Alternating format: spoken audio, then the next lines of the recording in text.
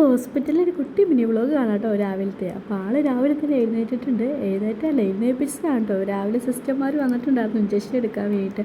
അപ്പോൾ കുത്തൊക്കെ കിട്ടി കഴിഞ്ഞപ്പോൾ പിന്നെ ആൾ ഉറങ്ങില്ല. ആൾക്ക് വീണ്ടും വരുമെന്നൊരു ടെൻഷനൊക്കെ ആയിരുന്നു കേട്ടോ. പിന്നെ അതൊക്കെ കഴിഞ്ഞ് പിന്നെ ഞാൻ അവന് ചായയൊക്കെ കൊടുക്കുകയാണ്. ഏറ്റവും വലിയ പാട് ഹോസ്പിറ്റലിൽ വന്ന് ഞാൻ അവനെ ആവി പിടിക്കാനാണ്. എന്ത് ചെയ്തവൻ സമ്മതിക്കത്തില്ല കേട്ടോ. അവൻ ഭയങ്കര കരച്ചിലും പിളക്കി ഒരു പ്രകാരത്തിലാണ് പിടിക്കുന്നത്. വീട്ടിലായാലും കുറച്ച് പിടിച്ച് നിർത്തിയിട്ട് വേണം പിടിപ്പിക്കാൻ വേണ്ടിയിട്ട്.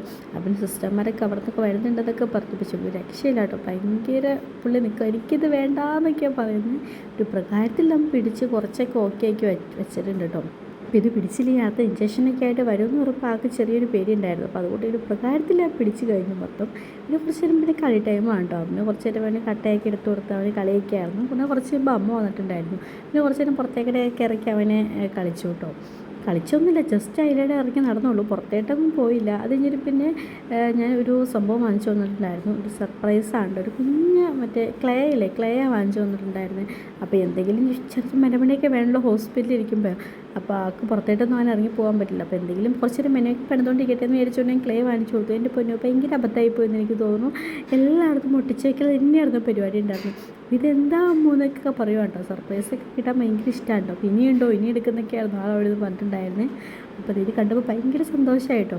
എന്നിട്ട് പിന്നെ കുറച്ച് നേരം അതൊക്കെ ആയിട്ട് മെനമെടുത്ത് നടന്നു കേട്ടോ. പിന്നെ അതിൻ്റെ ഇതും കഴിഞ്ഞു.